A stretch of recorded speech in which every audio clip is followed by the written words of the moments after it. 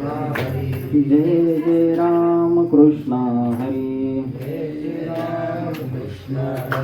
जय जय राम कृष्ण हरी, जय जय राम कृष्ण हरी, जय जय राम कृष्ण हरी, जय जय राम कृष्ण हरी, जय जय राम कृष्ण हरी, पुंडलिक वरदा हरी विठ्ठल श्री ज्ञानदेव तुकाराम पंढरीनाथ भगवान की जय। माऊली ज्ञानेश्वर महाराज की, जगद्गुरु तुकाराम महाराज की। नमः पार्वतीपते हर हर हर महादेव। श्री गणराज गणपती 61 विद्यांचे अधिपती, भोळ्या भक्ता द्यावया मती, धर्म वाढवाया।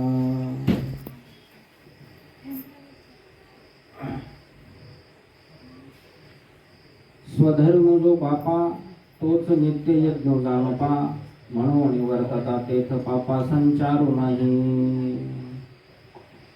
बघा, ज्ञानेश्वरीच्या 3ऱ्या अध्यायामध्ये स्वधर्म जो पापा तोच नित्य यज्ञ जाणपा, म्हणून वर्तत तेथ पापा संचारू नाही।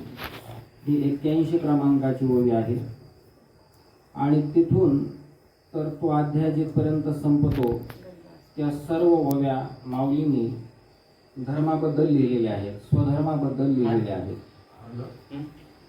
मग देवाने श्रीकृष्णाने अर्जुनाला काय सांगितलं हे स्वधर्माबद्दलची माहिती पूर्ण त्याच्यामध्ये आलेली आहे। तर हे पुस्तक लिहायचं सुचलं कसं, तर गुरुवारी बाबांच्या कृपा आशीर्वादानं हे पुस्तक लिहिण्याचं सुचलं। आणि बाबा म्हणतात की भारत देश हा जगाचा कळस आहे, भारत देश हा जगाचा कळस आहे आणि देव भारतामध्ये मानव रूपामध्ये अवतार घेतात। मग देवाचा अवतार घेण्याचं प्रयोजन काय आहे, तर जीवाचा उद्धार व्हावा म्हणून, तुमचा आमचा कुठेतरी उद्धार व्हावा म्हणून। मग माऊलीने काय केलं की कर्मयोग नावाचा जो 3रा अध्याय ज्ञानेश्वरीतला, तर त्यामध्ये स्वधर्म नावाचा मुद्दा माऊलींनी घेतला। 81 क्रमांकाच्या ओवीपासून तर अध्याय शेवटीपर्यंत सगळं स्वधर्माबद्दल माऊलींनी त्याच्यामध्ये सांगितलं। मग ज्ञानेश्वरी ग्रंथाचे बाबा म्हणले आतापर्यंत भरपूर पारायण झाले, पण स्वधर्म हा मुद्दा जो आहे, स्वधर्माबद्दल कोणी विचार केला नाही। स्वधर्म हा एक ज्ञानेश्वरीपर्यंतच राहिला आणि ज्ञानेश्वरी काय झालं की लाल कपड्यामध्ये आपण बांधून तिथं ठेवली आणि त्याला फक्त आपण नमस्कार केला, पण वाचून त्याच्यातला धर्म आत्मसात करण्याचा प्रयत्न आपण केला नाही। मग स्वधर्म कर्म यावर काळाच्या ओघात फारसा प्रकाश पडला नाही। यावर सखोल चिंतनानंतर गुरुवारी बाबांच्या आज्ञानातून ज्ञान प्रगट झाले, पोळ बाबांच्या आज्ञानातून ज्ञान प्रगट झाले असं बाबांनी म्हणले, म्हणून आम्ही ती ओळ त्याच्यामध्ये लिहिली, पण ते बाबांनी म्हणावं आम्ही नाही म्हणू शकत। मानव देहामध्ये जन्माला आलेल्या जीवाचा धर्म काय आहे हे समाजाला समजलं पाहिजे। स्वधर्माचं आचरण जीवाचा उद्धार होण्यासाठी, विश्वाच्या कल्याणासाठी, हे ज्ञान प्रकाशात आणण्यासाठी हे पुस्तक तयार करण्यात आलं, पुस्तक लिहिण्यात आलं। आणि गुरुवारी बाबांच्या कृपा आशीर्वादानं, भगवंताच्या कृपा आशीर्वादानं हे पुस्तक लिहिलं गेलं। बऱ्याच प्रती त्याच्या प्रकाशित झाल्या, जवळपास 11,000 पुस्तकं ती छापलेत आपण। बाबांचं म्हणणं तेवढ्या याच्यात महाराज 200 लोकांना जरी आत्मबोध घडला आणि 200 लोक जरी सुधारले 11,000 पुस्तकातून, तो खूप झालं, म्हणजे आपलं कार्य सफल झालं। मग माऊली म्हणतात की पूर्वी ब्रह्मदेवाने काय केलं की यज्ञासहित भूते निर्माण केली होती। मग जीवाने विचारलं आम्हाला श्रेयस्कर काय आहे। मग ज्ञानदेवाने काय केलं की यज्ञ या शब्दाचा अर्थ, स्वधर्म या शब्दाचा अर्थ यज्ञ असा केला, पण यज्ञ म्हणजे इथं द्रव्यमय यज्ञ न करता त्यानं स्वधर्म कर्म असा केला। म्हणून स्वधर्म अनुष्ठाने अखंड यज्ञ आहे। यज्ञ आपण करायचा आहे, स्वधर्माचं पालन करायचं। स्वधर्म म्हणजे काय तेही तुम्हाला सांगतो, पण स्वधर्माचं आचरण करायचं। इतर कुठल्याही परमार्थिक साधना करायची गरज नाही। अन्नदेवताला भाजायची गरज नाही। आपण ग्रामीण भागामध्ये पाहतो अन्नदेवताला आमच्या माता माऊल्या जास्त भजतात, पण ह्या अन्नदेवाला भाजायची गरज नाही। कुठलेही व्रतवैकल्य करायची गरज नाही। 3-3 तास पूजा, चौरंग वगैरे मांडून ही व्रतवैकल्य करायची गरज नाही। कुठलेही नियम करायची गरज नाही। क्रियात्मक साधना करायची गरज नाही। उपवास करून शरीराला पीडा देण्याची गरज नाही। उपास तापास करायचं नाही, दूर तीर्थाला जाण्याची गरज नाही, स्वधर्म आचरण करायचं. आणि स्वधर्म जर आचरण केलं तर त्यामध्ये पापाचा प्रवेश होणार नाही माऊली म्हणतात. आणि सहज तुम्हाला सिद्धी प्राप्त होईल, सहज तुम्हाला मोक्षपदाला जाता येईल. उपास तापास करून मोक्षपदाला जाता येत नाही किंवा भगवंताची प्राप्ती होत नाही. उपासना शरीराला पीडा होते आणि शरीराला पीडा व्हायला लागल्याच्यानंतर तुमचं चित्त त्या नामचिंतनामध्ये लागत नाही, भगवत चिंतनामध्ये लागत नाही. म्हणून आपल्याला उपास दोनच सांगितलेले ते, एक व्रत करा एकादशी आणि दुसरं सोमवार, बाकीचे व्रत करायचे नाही. स्वधर्म जो बापा तोच नित्य यज्ञ जाणपा, म्हणून वर्तत तेथ पापा संचारू नाही. अरे बाबा, आपला जो धर्म आहे तो नित्य यज्ञ होय असे समज, म्हणून त्याचे आचरण करत असताना त्यात पापाचा प्रवेश होत नाही. माऊली ज्ञानोबाराय लिहितात, गोपालकृष्ण अर्जुनाला सांगायला लागले की म्हणले आपला जो धर्म आहे तो नित्य यज्ञ म्हणून समज. आता स्वधर्म म्हणजे काय, तर स्वधर्म म्हणजे माऊल्यांनो स्वतःचं कर्तव्य कर्म. स्वतःचं कर्तव्य कर्म तुम्ही न्यायनिष्ठेनं पालन केलं आणि या संसारामध्ये या प्रपंचामध्ये आपण स्वतःचं कर्तव्य कर्म पार पाडत भगवत चिंतन केलं, भगवंताचं नामस्मरण केलं तर हा जीवाचा धर्म आहे. जीवाचा पहिला धर्म काय की उजळले भाग्य आता अवघी चिंता वारली. आमचं पहिलं भाग्य आहे की मनुष्य देहामध्ये जन्माला आलो. इतर कुठलाही जीव भगवंताचं नामचिंतन करू शकत नाही. भगवंताचं नामचिंतन करण्याची कला ही फक्त मानव देहाला आहे. म्हणून आपण भगवंताचं नामचिंतन करायचं आणि हा जीवाचा धर्म आहे. हे स्वधर्म तर तुम्ही वाईट कर्माच्या ठिकाणी उत्पन्न होते, तेव्हाच त्या वाईट कर्मे करणाऱ्या पुरुषास संसार बंधन प्राप्त होते. मग जर तुम्ही स्वधर्म जीवाकडून टाकल्या गेला तर तो व्यक्ती तो जीव वाईट कर्मे करू लागतो आणि वाईट कर्मे जर केले तर त्याला संसार बंधनामध्ये अडकतो माऊली म्हणतात. म्हणून स्वधर्माचे आचरण करावे, हे नित्य यज्ञ याजन आहे. आणि स्वधर्माचं आचरण जो करतो ते केव्हाही बंधनामध्ये पडत नाही, संसार बंधनामध्ये अडकत नाही. म्हणजे हे कर्माधिकारी लोक आपल्या नित्ययज्ञाला चुकले म्हणून कर्माने बद्ध होऊन परतंत्र अशा देहाच्या स्वाधीन झाले. हा देह पंचतत्वाचा मिळालेला, देह पाचाचा आणलेला उष्णा, हा देह आपला नाही, पाच तत्वापासून मिळालेला आहे. हे फक्त आपल्याला भगवत चिंतन करणं आणि स्वधर्माचं आचरण करणं हेच सांगितलंय. मग तुम्ही संसार बंधनामध्ये अडकता म्हणजे परतंत्र अशा देहाच्या स्वाधीन होता. देह आपला नाही, ज्याचा त्याला आपल्याला समर्पित करायचा आहे. अर्जुना, या संबंधी तुला एक कथा सांगतो. ब्रह्मदेवाने काय केलं की पूर्वी सृष्टी निर्माण केली आणि सृष्टी निर्माण केली तर यज्ञासहित भूते निर्माण केली, सर्व प्राणी निर्माण केले. आणि मग हे सूक्ष्म कर्म असल्यामुळं हे प्राणी आपल्या कर्तव्य कर्मांना मुळीच जाणत नव्हते. आणि मग त्या प्राण्याने ब्रह्मदेवाला विचारलं की ब्रह्मदेवाला विनंती केली की या लोकांमध्ये आम्हाला आधार काय. ब्रह्मदेवाला विचारलं जेव्हा की आम्हाला तरुण जाण्याचा, मोक्षपदाला जाण्याचा काहीतरी मार्ग असेल तर त्यावेळेस ब्रह्मदेव म्हणायला लागले, तुम्हाला वर्णानुसार हा आम्ही स्वधर्म सांगितला आहे, त्याचे आचरण करा म्हणजे तुमच्या मनातील इच्छा आपोआप पूर्ण होतील. याखेरीज तुम्हाला आणखी व्रते व नियम करण्याची जरुरी नाही, शरीराला पीडा देण्याची जरुरी नाही, दूर कुठेही तीर्थाला जाण्याची गरज नाही. माऊली ज्ञानेश्वर महाराज म्हणजे तुम्ही व्रत नियम करू नका, शरीराला पीडा देऊ नका, उपास तापास करू नका, हे काही करू नका तुम्ही. आणि तुम्ही फक्त स्वधर्माचं आचरण करा म्हणजे स्वतःचं कर्तव्य कर्म करत भगवत चिंतन करा, हा जीवाचा धर्म आहे. योग वगैरे साधने, कामनायुक्त आराधना, मंत्र तंत्र कर्मे इत्यादी तुम्ही कदाचित कराल म्हणले. म्हणजे काही लोक काय करतात की फार योग करतात. योग साधनेनं देवाची प्राप्ती होत नाही, नामचिंतन करावं लागतं. कामनायुक्त आराधना, काहीतरी मला मिळावं, आता जे काही चाललेलं आहे भगवंताला ते वाहनं, काही काही ठिकाणी तर मिळे वगैरे ह्या गोष्टी पाहिल्या आम्ही. तर हे कशासाठी चाललंय, हे कामनायुक्त साधन आहेत. हे मंत्रतंत्र इतर ज्या गोष्टी आहेत तर हे तुम्ही कदाचित कराल म्हणले माऊली, पण करू नका. स्वधर्म सोडून अन्य देवतास भजवायचे काही कारण नाही. तात्पर्य वर सांगितलेल्या सर्व गोष्टी मुळीच करण्याचे कारण नाही. तुम्ही कष्टात न पडता स्वधर्म आचरण रूपी यज्ञ करावा. इतर पूजा करण्यासाठी 3-3 तास वेळ जातो, त्याच्यामध्ये खूप कष्ट होतात, पण हे न करता स्वधर्माचं आचरण करावं म्हणजे हे सगळ्यात सोपा यज्ञ आहे. म्हणजे आता बघा, ज्याप्रमाणे पतिव्रता स्त्री आपल्या पतीला एक निष्ठेनं भजते, त्याप्रमाणे तुम्ही मनात कोणताही हेतू न धरता त्याचे आचरण करा, स्वधर्माचे आचरण करा. कसं, तर जशी पतिव्रता स्त्री आपल्या पतीला भजते त्याप्रमाणे. अशा रीतीने तुम्हाला हा एक स्वधर्म यज्ञ करायला फार सोपा आहे. आणि सत्यलोकाचा अधिपती जे ब्रह्मदेव आहे ते ब्रह्मदेव बोलायला लागले. पहा, स्वधर्माचं आचरण जर कराल तर हा धर्म कामधेनू काही प्रमाणे आहे. तुम्ही कामधेनू गाय पाहिली नसेल पण ऐकलं असेल कुठंतरी.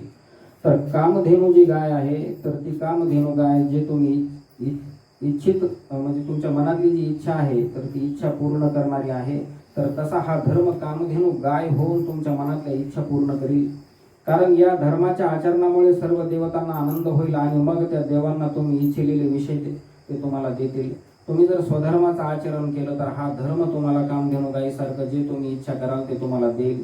स्वधर्मरूप पूजेने सर्व देवतांना आराधली असता, म्हणजे सर्व देवांची आराधना केली असता, सर्व देवतांना आपण पूजा केली असता, पण स्वधर्मानं त्यात तुमचा जो खात्रीने योगक्षेम चालवेल, म्हणजे तुम्ही देवांची आराधना कराल, देव तुमच्यावर प्रसन्न होतील. त्याप्रमाणे तुम्ही एकमेकांवर जेव्हा प्रेम जडेल, जसं भक्ताचं देवावर आणि देवाचं भक्तावर, असं तुम्ही आराधना प्रेमानं जर भगवंताची कराल तर म्हणले तुम्ही जे करू म्हणाल ते सहज सिद्धीच जाईल आणि मनातील इच्छा पूर्ण आणि सर्व गोष्टी तुमच्या पूर्ण होतील. भगवंताची सेवा, भगवंताचं नामचिंतन तुम्ही जर मनानं केलं आणि भगवंत तुमच्यावर भक्त रूपाने म्हणजे देव भक्तावर जसं प्रेम करतो तसं एकुणेकावर जर भक्ताचं आणि देवाचं प्रेम जर जडलं तर तुम्हाला जे तुम्ही म्हणाल ते सहज सिद्धीला जाईल. तुमचे धरलेले कार्य पूर्ण होतील. तुम्ही ज्या गोष्टी मनामध्ये इच्छा कराल त्या पूर्ण होईल. तुम्हाला देवाला मागायची गरज नाही पडणार.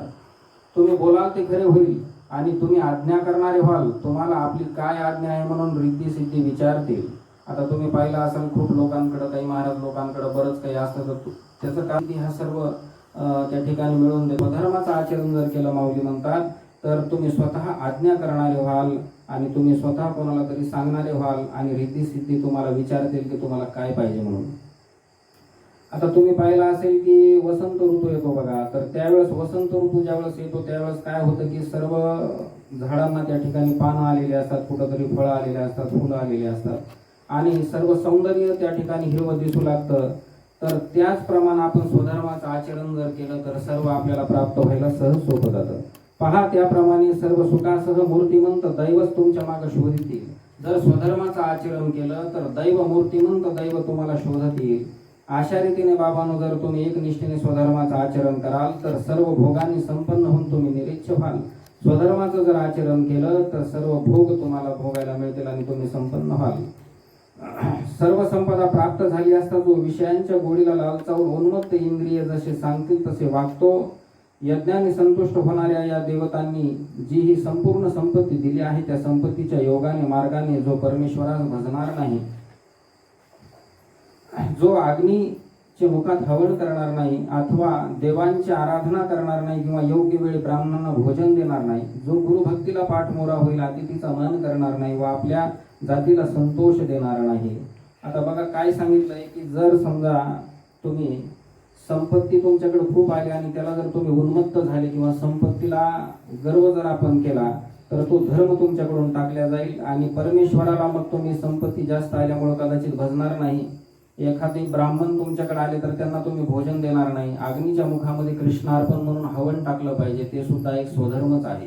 कृष्णार्पण म्हणून अग्नीला नैवेद्य देणं हा सुद्धा एक धर्म आहे.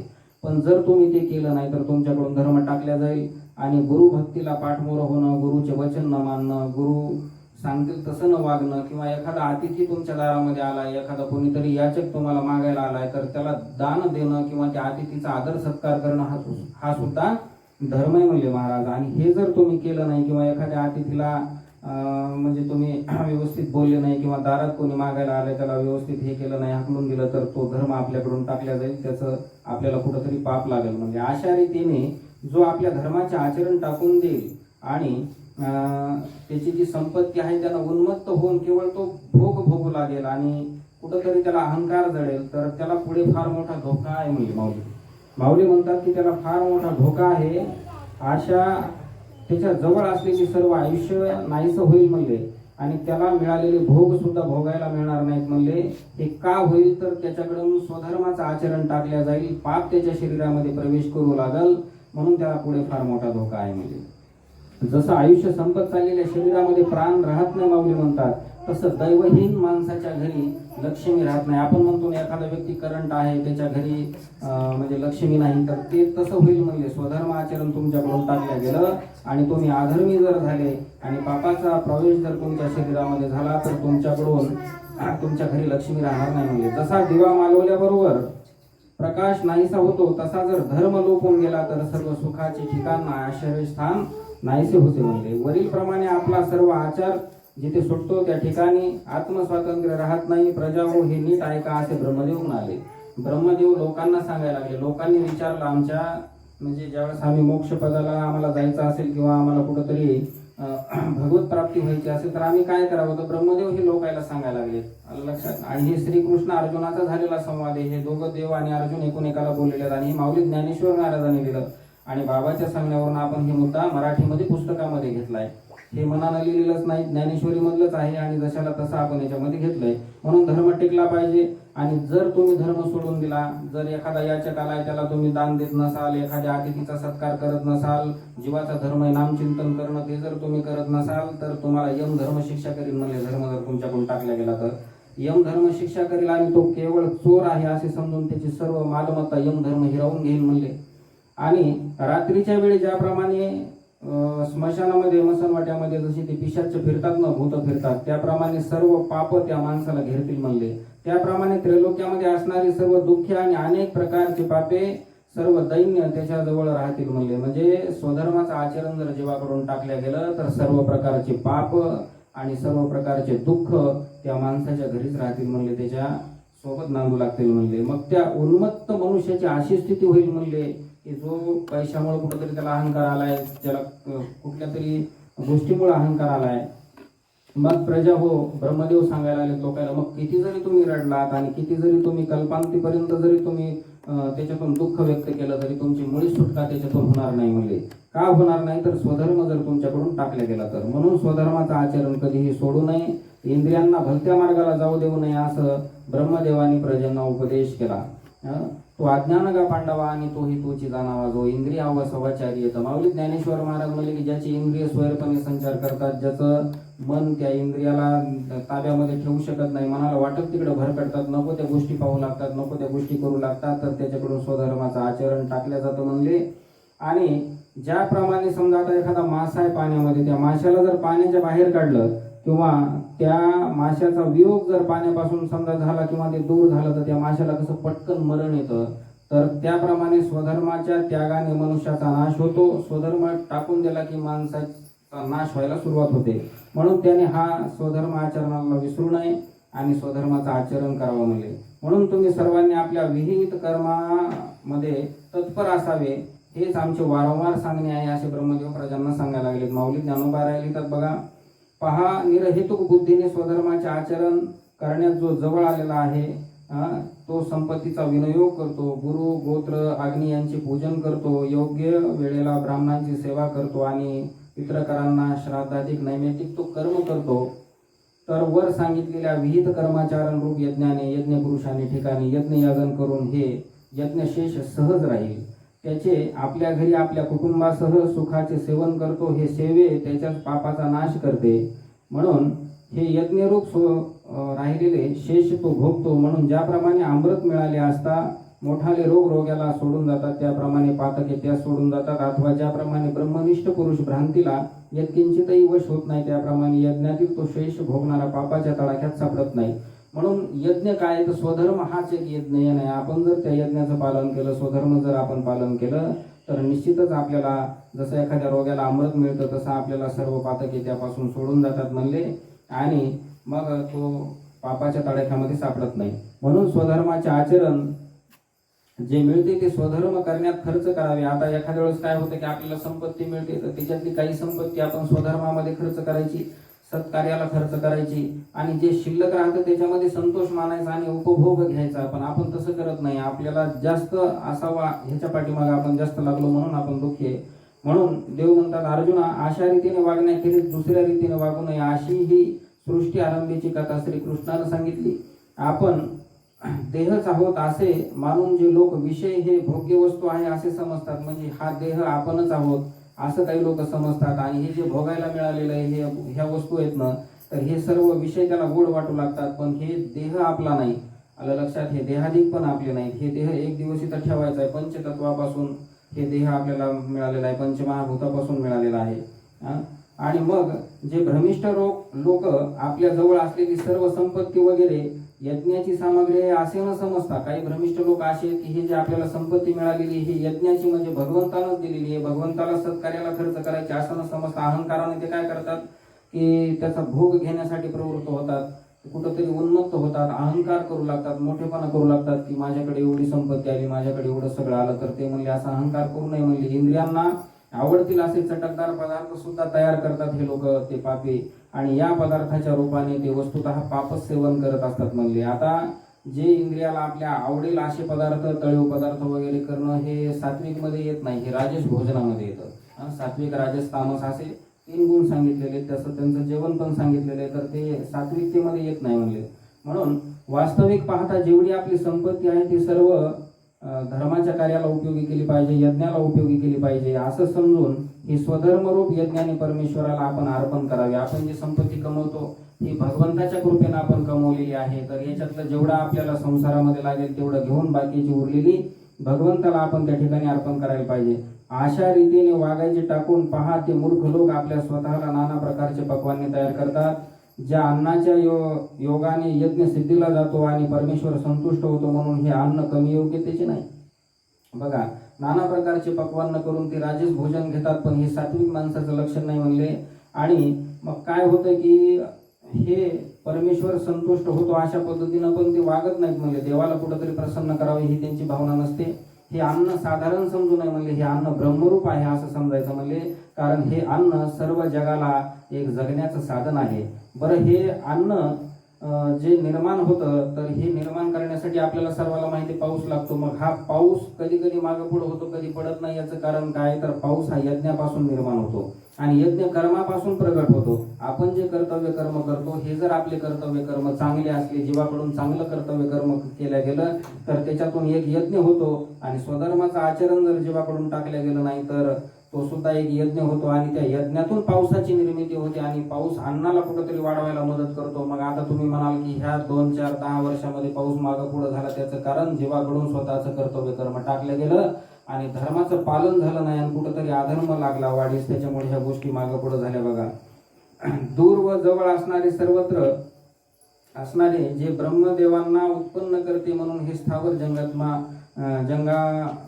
म्हणजे जी मालमत्ता आहे ही विश्व ब्रह्मात गोवलेली आहे असं माऊली इथं सांगतात. आणि म्हणून की अर्जुना ऐक, परंतु मूर्तिमंत कर्मरूप यज्ञामध्ये वेदांचे निरंतर राहणे हे एक आहे. म्हणजे अर्जुना, याप्रमाणे मी मुळातली कार्यकारिणी मालिका तुला या यज्ञाकरता थोडक्यात सांगितलेली आहे. म्हणून जो उन्मत्त पुरुष लोकांमध्ये योग्य असलेल्या स्वधर्मरूप यज्ञाचे आचरण करणार नाही, जो वाईट आचरण करून इंद्रियांना केवळ लाड पुरवितो, म्हणजे एखादा व्यक्ती समजा जसं इंद्रिय त्याचे जसं वाटेल तसं एखादी वाईट गोष्ट पाहतात, एखादं पापाची गोष्ट ऐकतात, तो माणूस केवळ भूमीला भार आहे म्हणले, असं समजायचं म्हणले.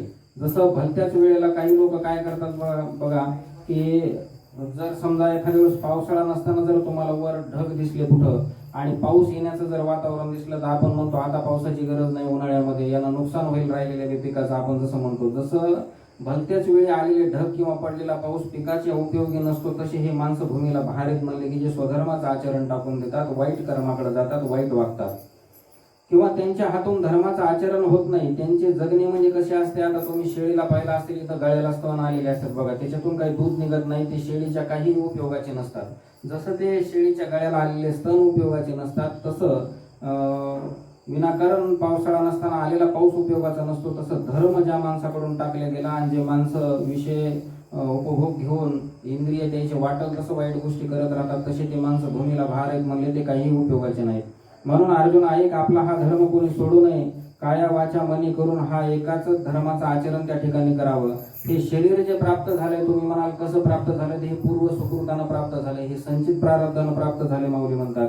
आपण कुठलं तरी आपलं त्या काळातलं पुण्य असावं म्हणून आपण मनुष्य देहामध्ये जन्माला आलो. 83,99,999 जीव या पृथ्वी तलावर आहेत, पण कुठलाही जीव भगवंताचं नाम चिंतन करू शकत नाही, रामकृष्ण हरी म्हणू शकत नाही. मानव देहालाच ती कला अवगत आहे. मग आपल्याला माणसाचं शरीर मिळालं, काहीतरी जन्माचं पुण्य असेल, संचित प्रारब्ध असेल ना, तेव्हाच मिळालं ना. म्हणून अर्जुन ऐक, मनुष्याचं शरीर मिळाले असता कर्माचा कंटाळा करणं हे बरोबर नाही. जे तुमचं कर्तव्य कर्म आहे ते करत भगवत चिंतन करणं, देवाचं नामस्मरण करणं, याचा कंटाळा करू नये. जे लोक कंटाळा करतात ना, ते लोक अडाणी आहेत म्हणून समजायचे म्हणले. पहा, निरंतर आपल्या स्वरूपात घडलेला असतो तोच एक या जगात देह धर्माने युक्त असूनही कर्माने लिप्त होत नाही. कारण पहा, तो आत्मज्ञानाने संतुष्ट होऊन कृतज्ञ झालेला असतो, म्हणून याचा कर्मापाशी संबंध सहज तुटलेला असतो. पहा, ज्याप्रमाणे पोट भरल्यावर स्वयंपाक करण्याचा खरोखरच सहज म्हणजे जो खटाटोप असतो तो संपून जातो, त्याप्रमाणे आत्म आनंदाच्या तृप्तीमध्ये कर्माची खटपट सहज संपते. म्हणून अर्जुना, जोपर्यंत अंतःकरणाची व ज्ञानाची गाठ पडत नाही तोपर्यंत या साधनांची खटपट करावी लागते. जोपर्यंत आपल्याला ज्ञान अंतःकरणातूनच ज्ञान कळत नाही तोपर्यंत आपण इतर साधनांची खटपट त्या ठिकाणी करतोच म्हणले. म्हणून सर्व आसक्ती टाकून द्यायची आणि सर्व आसक्ती टाकून निरंतर आपण धर्मानं वागायचं. म्हणून अर्जुना, निष्काम बुद्धीने स्वधर्माचे आचरण जे लोक करतात ते लोक म्हणले मोक्षपदाला प्राप्त होतात, ते श्रेष्ठ आहेत म्हणले. पहा, कर्म हा जो आहे ना, तर या कर्म मात्रांचा मुळीच त्याग न करता जनकाधिकांना मोक्षाचे सुख मिळाले.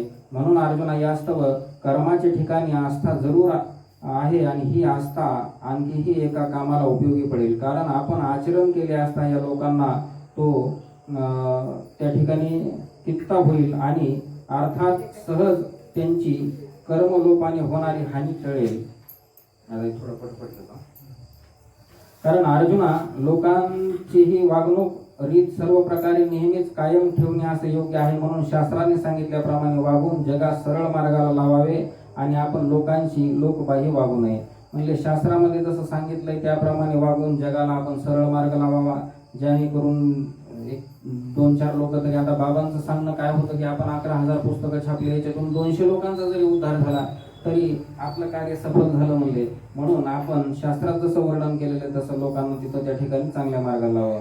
बघा, ताने बालक मोठ्या कष्टाने आईचे दूध पिते, ते पक्वान्न कसे खाणार? आता एखादा तान बाळ आहे तर ते आईचं दूध पिणार आहे तर ते पक्वान्न खाऊ शकत नाही म्हणले. तर त्याप्रमाणे ज्यांना कर्मे चांगल्या तऱ्हेने करण्याची पूर्ण योग्यता आली नाही अशा माणसाला लीलेने सुद्धा म्हणजे चेष्टेनं सुद्धा या भगवद्गीतेचा म्हणले या पुस्तकाचा किंवा ज्ञानेश्वरीतल्या 3रा अध्यायाचा म्हणले उपदेश करू नये म्हणले. त्यास योग्य कर्माची वागणूक लावून द्यावी हे योग्य आहे. त्यांच्याजवळ सर्व कर्म आचरणाने स्तुती करावी आणि कर्मातील पुरुषांनी सत्कर्मतेचे आचरण करून दाखवावे. लोकांच्या कल्याणासाठी जरी त्यांचे कर्मे आचरण केली तरी त्या कर्माचे बंधन त्यांना प्राप्त होणार नाही.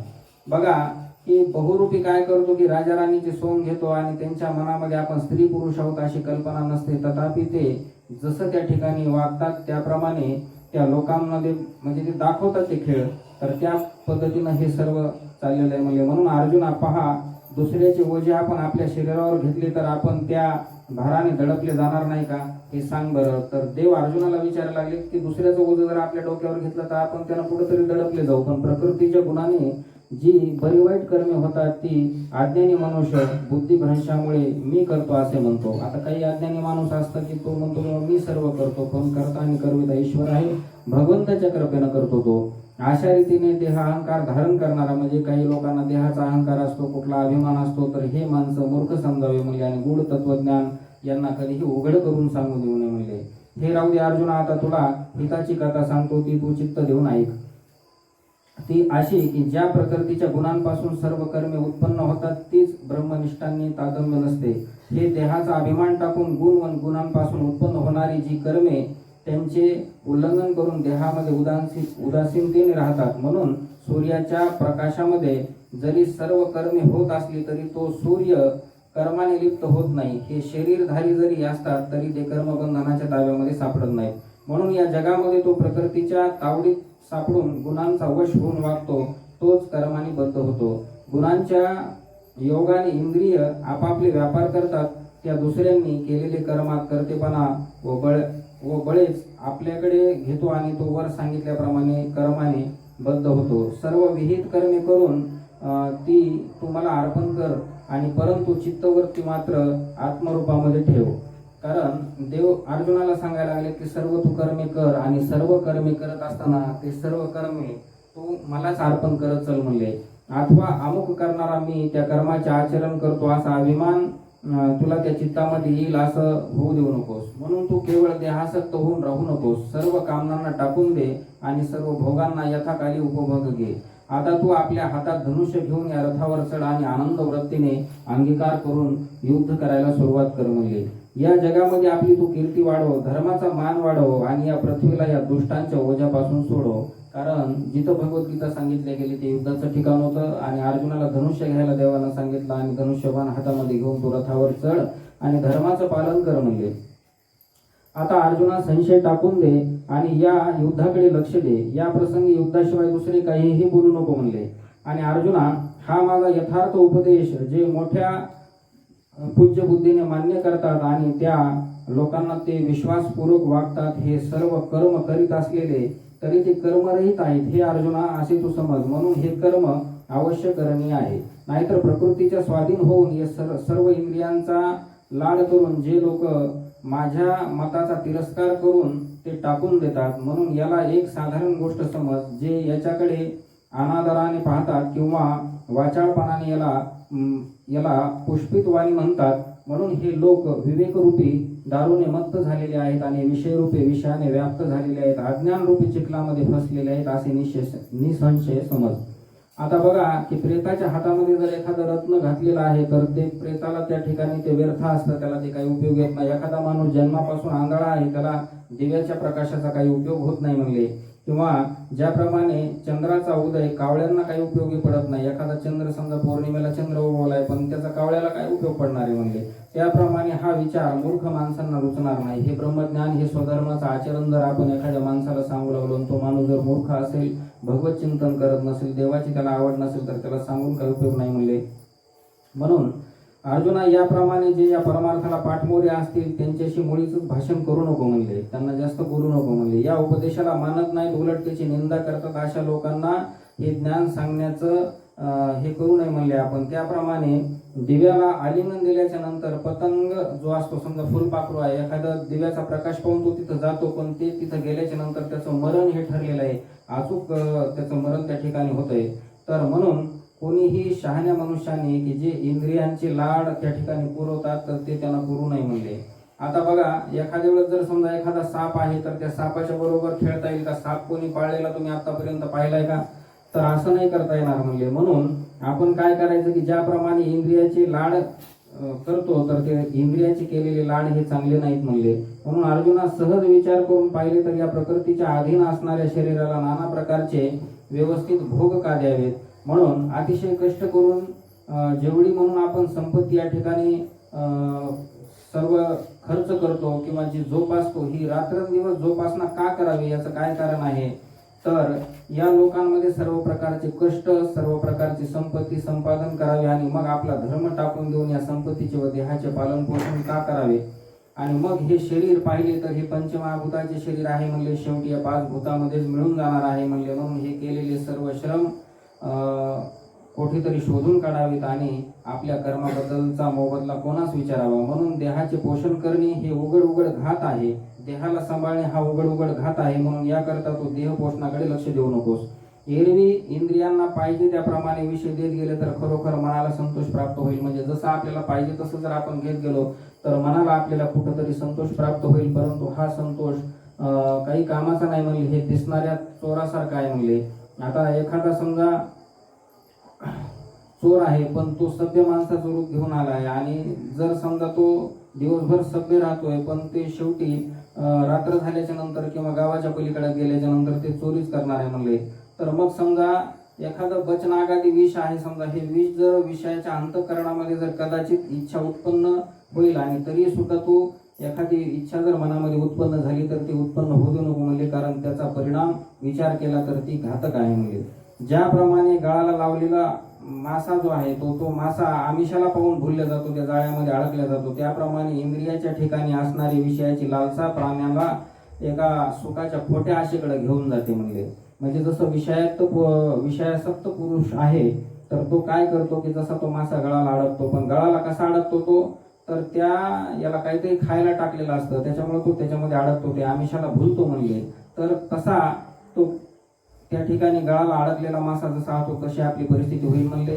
त्या विषयाच्या लालसेने तशी स्थिती होईल. जर विषयाचा अभिलाष धरला तर क्रोधरूपी अग्नीमध्ये त्या ठिकाणी पडावं लागेल म्हणले. जसा पारधी मारण्याच्या हेतून एखाद्या हरणाला चौकडून घेरतो आणि तो हरण त्याच्या कचाट्यामध्ये सापडतो, तसा जर आपल्याकडून स्वधर्म टाकला गेला तर जीव यम धर्माच्या कचाट्यामध्ये सापडेल म्हणले. तेथे तसाच प्रकारे म्हणून तू विषयासंग धरू नको. विषय म्हणजे काय की वाईट विषयामध्ये आपली आसक्ती उत्पन्न होणे, कानानं वाईट गोष्टी ऐकणे, वाईट बघणे, नको त्या गोष्टी करणे. तर हे विषयाचा संग तू धरू नको म्हणले अर्जुना. आणि असं जर तू केलं तर काम व क्रोध हे दोन्ही घात करणारे आहेत असे समज. आणि काम आणि क्रोध हे काय करतात मग की विषयाला तू थारा देऊ नको म्हणले. पण जर थारा दिला तर या विषयाच्या आसपासच ते काम आणि क्रोध असतात, जीवात्म्याला चिटकून राहतात म्हणले. पहा, आपल्या स्वतःचा धर्म आचरणास कठीण जरी असला तरी त्याचे आचरण केलेले कधीच्यालाही चांगले म्हणले.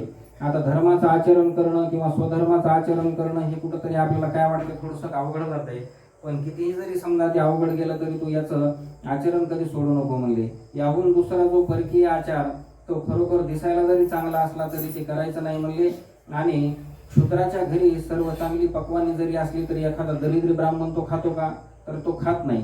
तर त्याला सेवन करणं ते चांगलं नाही हे सांग बरं म्हणले. तसं त्याप्रमाणे आपण धर्म सोडून इतर वाईट कर्माची आसक्ती कधी ठेवू नये म्हणले. अशा रीतीनं जर आपण एखादी जी गोष्ट आहे ती आपण विषयासक्त होऊन प्राप्त करण्याचा जर प्रयत्न केला तर ते चुकीचं आहे म्हणले. दुसऱ्याची सुंदर चुनीगतची घरं, चांगली मोठमोठाली बंगली पाहून आपण स्वतःच्या गवताच्या गंजा आपण कधी पेटून देतो का, तर नाही पेटून देत म्हणले. तर आपली पत्नी कितीही विद्रूप असली, दिसायला कशी जरी असली तरी आपण तिला कधीही संसाराचा त्याग करत नाही म्हणले.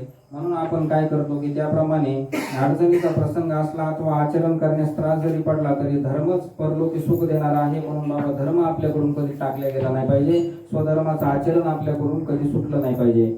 आता साखर आणि दूध हे गोड पदार्थ आहेत, हे उघड आहे. पण जर समजा ते एखाद्या रोग्याला दिले तर त्या रोग्या माणसाला ते विषाप्रमाणे लागतं. म्हणून ते आपण स्वधर्माचं आचरण तसंच चांगल्या प्रकारे हे करावं आणि पापाचा प्रवेश आपल्या शरीरामध्ये होऊ देऊ नये आणि वाईट आचरण कधी धरू नये म्हणले. असे असूनही जर त्याचे सेवन केले तर तो सेवन करणारा त्या ठिकाणी त्याला त्रास होईल म्हणले. कारण अर्जुना त्याची ती करणे परिणामी हितकारक होणार नाही म्हणजे. जसं एखादा रोगी त्याला साखर आणि दूध हे द्यायला नाही पाहिजे म्हणजे. म्हणून अर्जुना हे विहित आपण अकनीय म्हणून ठरेल. म्हणून हिताचा विचार करून आपण काय आचरण करायचं आणि काय नाही करायचं हे त्या ठिकाणी आपण हे केलं पाहिजे म्हणजे. तुकोबा म्हणतात ना, सारासार विचार करा उठावते. सार काय आणि आसार काय याचा विचार करून आपण घ्यायला पाहिजे. मग आपल्या धर्माचे आचरण करीत असताना आपण आपले प्राण जरी खर्ची पडले, आपला जीव जरी धर्माचं पालन करताना जर गेला, आलं लक्षात, धर्माचे पालन करणे पाखंड खंडन हिची आम्हा करणे काम बीज वाढवावे नाम. जर धर्माचं पालन करताना आपला जीव जरी गेला, प्राण जरी गेला तरी आपण त्या ठिकाणी धर्माचं रक्षण केलं पाहिजे. सर्व देवामध्ये श्रेष्ठ असलेले श्रीकृष्ण असे बोलायला लागलेत अर्जुनाला आणि विनंती करायला लागले, तुम्ही मला हे जे वर सांगितलं ते खरोखर सर्व मी करन असं अर्जुन देवाला म्हणायला लागलाय. परंतु आता मला काही पाहिजे आहे ते मी तुम्हाला विचारतो, अर्जुन देवाला विचारायला लागलाय. मग देव म्हणले, विचार, तुला काय विचारायचं आहे, तुझ्या मनात काय शंका आहे. तर अर्जुन म्हणतो, देवा हे असे कसे की ज्ञानियांची स्थिती बिघडून जाते, ते मार्ग सोडून भलत्या वाटेने चालत असलेले सुद्धा बऱ्याच ठिकाणी दिसतात. अर्जुनाच्या मनामध्ये प्रश्न आला की देवा तुम्ही सांगितलं की धर्माचं आचरण करा, विषयासक्त होऊ नका आणि काम वासनेच्या पाठीमागे जाऊ नका, पण कधी कधी ज्ञानी माणसं सुद्धा याच्यामध्ये बिघडलेले दिसतात, तर याचं काय कारण आहे म्हणले. मग देव त्यांना सांगायला लागले की ज्यांना सर्व कळते, ज्यांना सर्व उपाय ठाऊक आहे, ज्यांना धर्माची व्याख्या माहीत आहे, धर्म कशामुळे भ्रष्ट होतो हे सुद्धा माहीत आहे, असे सुद्धा ज्ञानी लोक कधी कधी वाईट मार्गाला जातात. त्याचं कारण काय, तर आंधळाच्या प्रमाणे धान्य व कोंडा याची निवड जाणत नाही, त्याप्रमाणे कधी कधी डोळसालाही कळत नाही, असे का व्हावे. अर्जुनानं प्रश्न केला देवाला की कधी कधी काय होतं की कोंडा आणि धान्य याची निवड करणं हे आंधळ्याला जमू शकत नाही, त्याला दिसत नाही, पण ज्याला डोळे त्यानं सुद्धा धान्यामध्ये कोंडा ठेवावा, याचं काय कारण आहे. मग असं ज्ञानी माणसं भ्रष्ट होऊन कधी कधी पापाच्या मार्गाला लागतात, विषयासक्त होऊन धर्म सोडून देतात, त्याचं काय कारण आहे म्हणले. तर हे सर्व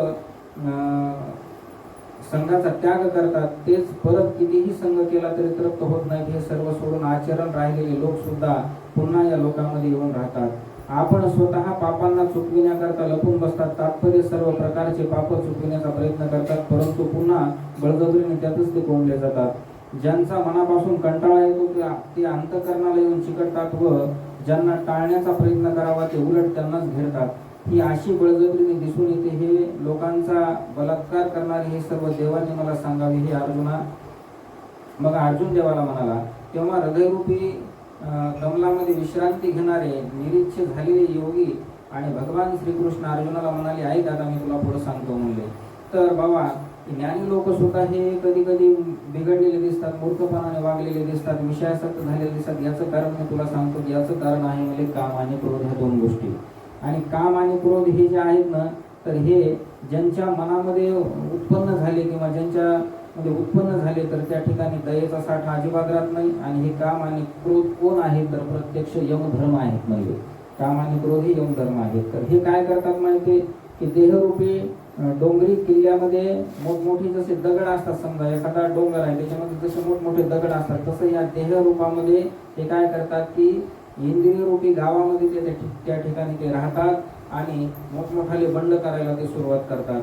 मग तुम्ही म्हणाल की हे काम आणि क्रोध राहतात कुठं, तर काम आणि क्रोध हे आत्मा जो जीवात्मा आहे त्याला चिटकून राहतात असं माऊली म्हणतात.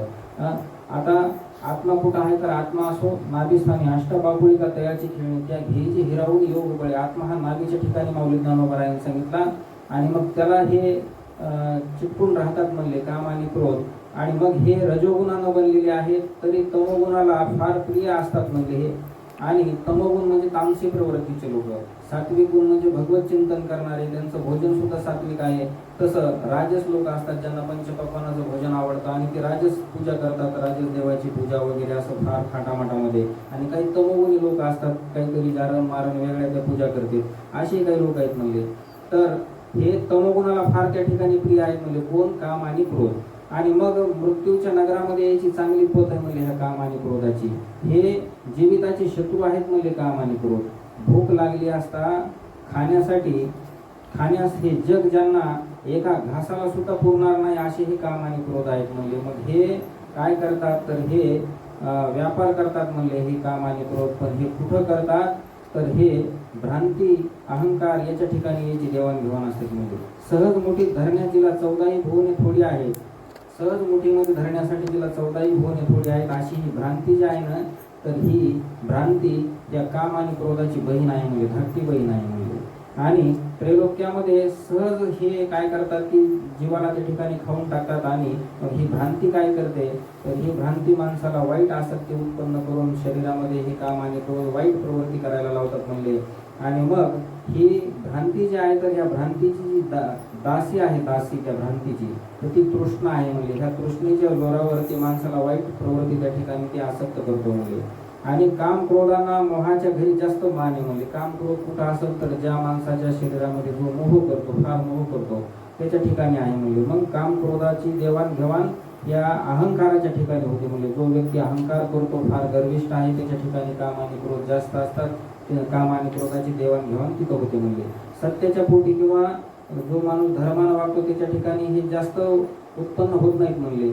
मग हे काय करतात की जो माणूस अहंकारी आहे त्याच्या ठिकाणी जास्त देवाणघेवाण करण्याचं काम करतात. काम आणि क्रोधाने काय केलं बघा, आपण म्हणतो ना की शांत राहा, शांती धरा, शांततेनं राहा.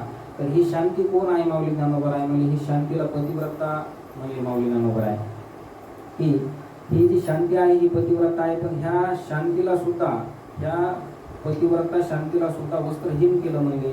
आणि हे कोणी केलं तर ह्या काम आणि क्रोधाने केलं. आणि जी माया आहे, आपण जी माया उत्पन्न होते आपल्यामध्ये, ही माया एक मांगीन आहे असं सांगितलं जाईल. आणि मायारूपी मांगीन ह्या काम आणि क्रोधानं सजवली म्हणले. आणि मायेकडून साधूंचे समुदाय सुद्धा या काम आणि क्रोधाने भ्रष्ट केले म्हणले. जे ज्ञानी लोक आहेत, जे साधू संत लोक आहेत, कधी कधी यांच्याकडे सुद्धा आपल्याला काम आणि क्रोध पाहायला मिळतो. तर त्याचं काय कारण आहे म्हणले, तर त्याचं कारण असं आहे की ही मायारूपी जी मांगीन आहे तर हिनं हे सर्व करायला सुरुवात केली म्हणजे. आणि काम आणि क्रोधाने हे सर्व साधूंचे समुदाय भ्रष्ट केले म्हणजे. मग त्या ठिकाणी विचाराचा आश्रय नाहीसा केला, वैराग्याची कातडी काढली व निग्रहाची मान जिवंतपणे ह्या काम आणि क्रोधानं मुरगळून टाकली म्हणले. हे काम आणि क्रोध कसे आहेत की धैर्यरूपी मोठमोठाले किल्ले सुद्धा ह्या काम आणि क्रोधानं पाडले म्हणले. लहान लहान रोपटे सुद्धा उठून टाकले म्हणले. असे काम आणि क्रोध माणसाला आतल्या जाळायला सुरुवात करतात म्हणले. मग आता हे शरीराबरोबरच उत्पन्न झालेले आहेत, अंतःकरणाला हे सारखे चिटकून राहतात म्हणले. परंतु शोधूनही ते ब्रह्मादी देवांना हाती लागत नाहीत म्हणले. मग काम आणि क्रोध जीवात्म्याच्या जवळ राहतात. चित्तवृत्तीच्या ज्ञानाचे ते पंक्तीला सुद्धा राहतात म्हणले. आणि ते हल्ला करायला उतावळे असतात म्हणजे काम आणि क्रोध. आणि हे एकदा उतावळे जर झाले तर कितीही ज्ञानी माणूस असला तरी त्याचा पाय घसरून ते वाईट मार्गाला जायलाही होतो म्हणजे. मग काम आणि क्रोध कसे आहेत की पाण्यामध्ये बुडायची सुद्धा गरज नाही माणसाला, पाणी नसताना सुद्धा ते बुडवतात. अग्नी जाळण्याची सुद्धा त्या माणसाला गरज नाही. काम आणि क्रोध जर शरीरामध्ये उत्पन्न झाला, आपण जर एखाद्याला रागवलो तर 1 तासभर आपलं डोकं फनफन करतं बघा, एकदम माथा फनफन करतं. कधी त्या माणसाला जाऊन पटकन बोलून ना आपल्या मनातला राग व्यक्त करीन असं वाटू लागतं. तर हे माणसाला अग्नीशिवाय जाळतात, मधल्यामध्ये जाळू लागतात. असे हे काम आणि क्रोध आहेत. चिखल नसताना सुद्धा ते चिखलामध्ये बुडवण्याचं काम आपल्याला त्या ठिकाणी करतात. असं हे काम आणि क्रोधाचं सांगितलेलं आहे. मग ते किती आटोपायला गेलं तर ते आटपत नाही. आता चंदनाच्या मुळीला जसे साप वेडे घालून बसतो, अलग लक्षात, तर त्याचप्रमाणे हे असे असतात म्हणले. आणि जसं समजा बाळ आहे, त्या बाळाला नाळ असतो, तो नाळ जसा त्याला वेडे घालून पोटामध्ये तो नाळ बसलेला असतो, तसं त्याप्रमाणे काम आणि क्रोध हे आपल्याला चिकटलेले असतात म्हणले.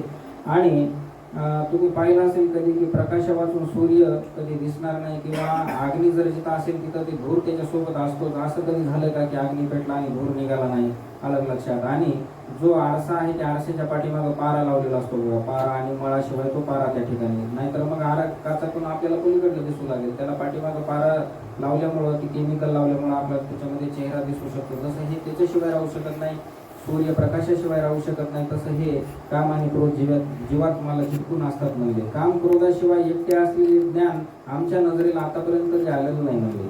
आणि मग हे ज्ञान स्वभावाचा जरी शुद्ध आहे तरी काम क्रोधाने पूर्ण आच्छादून गेलेलं आहे म्हणजे. ज्ञान शुद्ध आहे पण काम क्रोधानं त्याला आच्छादून गेलं. वाईट मार्गाला आसक्त होण्यासाठी काम आणि क्रोध फार उतावळे असतात म्हणजे, पटपट.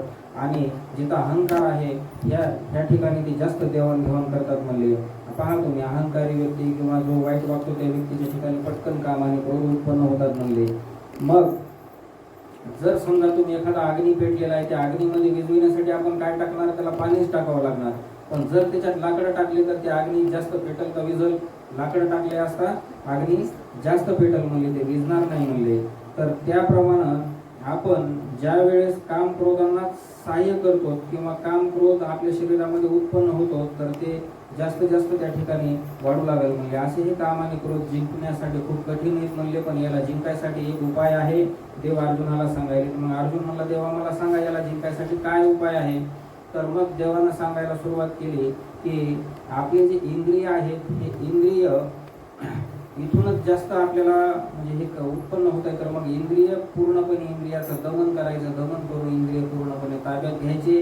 की डोळ्यानं कधी वाईट बघायचं नाही, कानानं कधी वाईट ऐकायचं नाही. आणि मग ह्या गोष्टी जर आपण इंद्रियानं जर वाईट गोष्टी करायच्या जर कुठंतरी टाळलं किंवा कुठं जरी थोडाफार त्याच्यावर बंधन टाकलं, तर मनाचं धावणं थांबलं म्हणजे मन वाईट गोष्टीकडे जाणार नाही, वाईट गोष्टीला त्या ठिकाणी प्रवृत्त होणार नाही. आणि मग हळूहळू या काम आणि क्रोधाचा आश्रय इथून नाहीसा होऊ लागल. आणि काम आणि क्रोध या अंतःकरणापासून फार एकदम दूर जर गेले म्हणले, तर मग तिथं असं होईल की सूर्यकिरणांशिवाय मृगजळ राहत नाही. आता समजा तुम्ही पाहिलं, मृगजळ म्हणजे काय की असं पाणी असल्यासारखं भासतंय, पण तिथं गेल्याच्या नंतर ते पाणी नसतंय. तर तसं यांचं होऊन जाईल म्हणले. आणि काम आणि क्रोध जर निशेष निघून गेले तर मग तुम्ही ब्रह्मरूप झाले म्हणले, भगवत झाले म्हणले, तुमचं शरीर देवत्वाला प्राप्त झालं म्हणले. आणि मग आपल्या सुखाचा उपभोग आपण त्या ठिकाणी घेऊ लागतो म्हणजे. गुरु शिष्यांचा संवाद येणाऱ्या विचाराने प्राप्त झालेली जीवात्म्याची जी एकता आहे त्या ठिकाणी स्थिर होऊन तू कधी हलू नकोस म्हणले. गुरु आणि शिष्याचा संवाद ज्या ठिकाणी चालू आहे त्या ठिकाणी स्थिर होऊन तू कधी हलू नको म्हणले. सर्व सिद्धींचा राजा, देवी लक्ष्मीचा पती, देवांचा देव श्रीकृष्ण इथं सांगायला लागलेत. आणि हे धृतराष्ट्राला ऐकायसाठी संजय काय सांगायला लागलं बघा. आता पुन्हा भगवान श्रीकृष्ण आणखी एक प्राचीन कथा सांगतील, त्यावेळी अर्जुन प्रश्न करील. असं हे भगवद्गीतेमध्ये असं देवाणघेवाण अर्जुनाचे काही प्रश्न आहेत ते देवाला तो विचारतोय, देवा हे असं कसं, तर देव त्याला उत्तर देऊन सांगायला लागलेत. आणि अशा प्रकारे हे प्रतिपादन इथं केलं गेलं. आणि धर्माचं काय महत्व आहे हे इथं सांगितलं गेलं. आता बघा, हा जर धर्म स्वतःचं कर्तव्य कर्म करत आपण जर हा स्वधर्म जर पाळला आणि स्वतःचं कर्तव्य कर्म करत जीवाचं धर्म काय आहे तर भगवत चिंतन करणे आणि देवाचं नामस्मरण करणे. आणि देवाचं नामस्मरण जर तुम्ही सतत केलं तर फार काही तुम्हाला पूजा विधी करण्याची गरज नाही, व्रत वैकल्य उपास तापास करण्याची गरज नाही. फक्त नामचिंतन करा. आणि माऊली म्हणले एका ठिकाणी की मने वाचा करणी जयाची वाहिनी देवाची वाहिनी, ते शरीर जाते क्षणी देवाची झाले.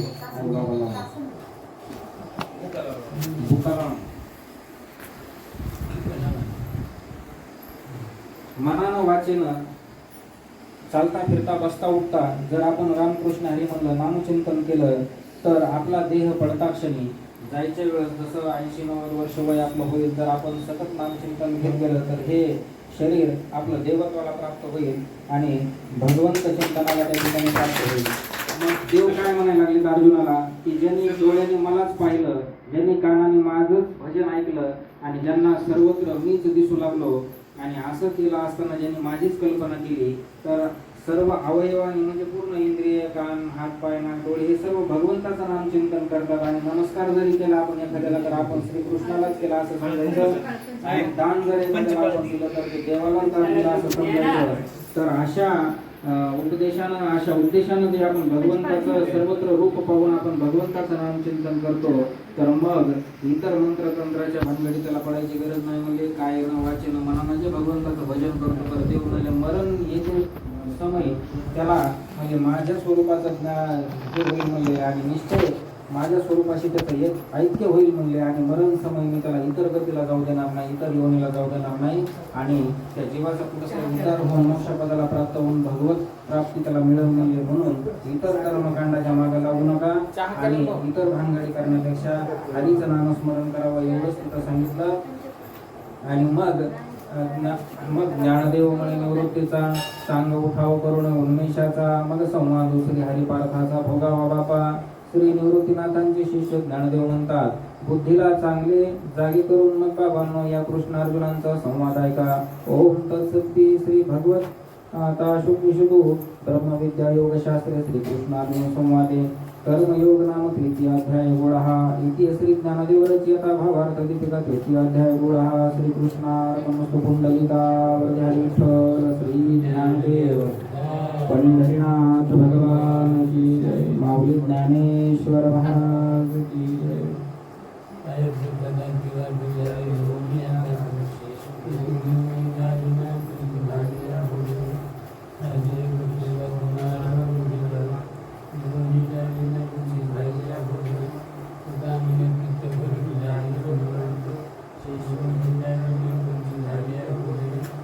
कृष्णा गुंजा पडतात कुंडली ज्ञानेश्वर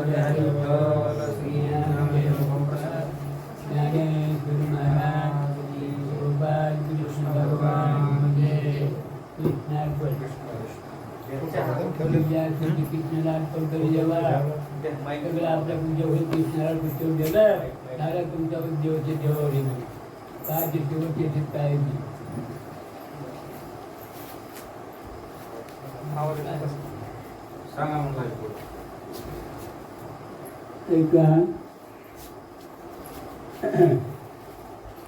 स्वधर्म म्हणजे काय? आमच्या डोक्यावर काही तुमचं कर्ज असेल त्या स्वधर्माच्या यांनी देवाला एक ठिकाणी जाणा कळलं का? सोनं मोडून सोयरे जोडा तसं सगळं सोडा देव जोडा कळलं का? 24 तास 24 आपलं 24 तास काम करतो पण देव त्याला जाणतोच का? तिथेच आपलं चुकलेलं आहे. काय म्हणलं जीव येईन म्हणजे जेव्हा तुझी ते सेवा साधव आहे जन्माला आला मग त्याची बैमान झाला कळलं का? मग ती बैमानी टाका आणि एक तिथेनं भगवंताकडे लक्ष देऊन जे जे कर्म होते ते भगवंताला अर्पण करा. शेवट तिथं पावळ ये नव्या देती वाचून पहा. मनवाच्या कधी जायची भेट देवाची आणि जाते की दिवस झाले पण त्याचं झाल्यावर तुकोला काय म्हणजे तुका म्हणे त्यांचे भरे देव तुमच्या मरेने मरे. जसं ज्याप्रमाणे मुलीचे लग्न झाल्यावर त्या आईनं जन्म दिला पण या आईनं काय काय दिलं? घर दिलं, सगळं दिलं, धर्म दिलं, गोळच्या गोळा तोडून दिला, नावची इस्टेट लावली. तशी तुम्ही देवाची अवतार तर देव तुमचे सगळी कार्यक्रम त्याला काम देऊ त्याला पुरी जवळ बोला त्याला का देवासारखा जवळ, देवासारखा गोड, देवासारखा प्रेम, देवासारखं मिळालं नाही. काय काय केलं त्या कृष्णाने जन्मात आपल्याला मौनी घातली बा. तुका म्हणे छंदेन मन महिने बहिणे कामून यायनी माझ्याशिवाय दुसऱ्या यायला काही कळू नये. मौनी काय असती माणसाला गड्याला त्याला कळत नाही, बाहेर गती लागलं नाही तसं यायला काही कळू नये माझ्याशिवाय कोणाशिवाय कृष्णाशिवाय. तर काय अजून त्यानं पुढे तुझी मौनीवर पुढे दुसरं काय केलं तर आपल्याला ज्ञान पाहणं पाहण्याकरता काय झाला काय 18वा अध्याय सुवय्ये 1689 कर्माची वही ते शेतीच्या दुर्गती वत्सुगुणी पाठसाठी दुबली जगापुटी श्रीकृष्ण गाय त्याला का ते ज्ञान पाहिलं ते ज्ञानावरती यज्ञाला विज्ञान पुढे मारायला लागलो. विज्ञान खरं असतं काही तरी तयार करायला असतं. त्या गुणवत्तऱ्यान पहिले लोक आवडतं आणणारे टिपणी करणारे कामं करणारे बाहेर पण घ्यायला घेतला ते ज्ञान मुळाचं आहे म्हणजे त्याला विसरू नका. त्याला का त्या ज्ञानाच्या वेळेला जेव्हा आपलं सहाय्य करा जेव्हा आपलं तू देवाचे मालक होतात. 56 लोक सांगायले की आमची बाबा आमची देवाची ज्याची चरुणाची देवाने आमच्याकडे काय काय करावं लागलं. त्याला का शेतात गेले ढोरं वळले नाकापुढे घरघोट पिटू लागला. बाई 12-3 केलं गदी गडपत झाली. असे देव तुका म्हणे सत्य बोलबोले ते शिकवली की तुका म्हणे एक हाडी देव माणसं बैमान होत नाही. माणसं देवाला बैमान होती किती आहे. बैमान होऊ नका. बैमान होते तर आपल्याला लक्ष चौरीची फेरावं लागल आणि त्याला जाणतात त्याच्या सगळे जन्मच तो फळ बघायला लागल्यानंतर बा मला काय पाहिजे काय पाहिजे काय पाहिजे काय पाहिजे काय पाहिजे करतं. नाही सोपं आहे नाही जवळ आहे नाही गोडी किती गोडी सांगायचे का. संसारात दोघाला तिथे प्रेम आहे ना ती प्रेम तोच देव आहे पा. काम नावाची विभूती आहे ते दोघं संचार झाले तेव्हा संसार होतो मायबापावर. म्हणून त्याला विसरू नका. किती देव आहे किती लग्न करून दाखवली ना 16,108 लग्न करून ब्रह्मचारी ठरला. तसं आपलं संसार करून ब्रह्मचारी ठरता येतं. माशी बल एक दिवस संसार असतो फुला गेला म्हणून त्याला विसरू नका. त्याला विसरलं गेलं आपल्या दुःखाची भोग येईल. त्याला नाही विसरलं की दुःखाचं आपलं नाचत नाही. कळलं ना. खरं आपलं जवळ आहे पण खरं टाकून खोट्याच्या मागे लागू नका. आपलं काय खोटे आपल्याला सांगा त्याविषयी विचार करा बरं. विचार करीत नाहीत माणसं नाही विचारले साहेब काही बोलतात काही करतात करते त्याच आपला गुन्हा होतो आणि लक्षाच्या आपला अधिकारी व्हावा लागतो. मायबाबा सगळं थोडं ते लय सोपं आहे ना. उठता बसता रामकृष्णाने उठता बसता रामकृष्णाने उठता बसता याला सोबत म्हणायचं. आणि जे कर होईत कर म्हणजे जेव्हा त्याला अर्पण म्हणायचे त्याला सगळे अर्पण झालं तर पुढे त्याला सांगितलं की सगळं जन्माला बुडापासून मला जर अर्पण करीत बाहेर गेला तर शेवटी त्याची दुसऱ्या व्यक्तीला कसं जाईल देव तर बारीक त्याच्यात पाहा तुम्ही आज करून मनवाच्या कमी तुम्ही आणि वाच्या करून घ्या आणि करून घेऊन त्याचे मालक म्हणजे आमच्याकडे पिठलं पुंडलिकावरले ज्ञानदेव तुकाराम ज्ञानेश्वर महाराज गोपाल कृष्ण भगवान की जय.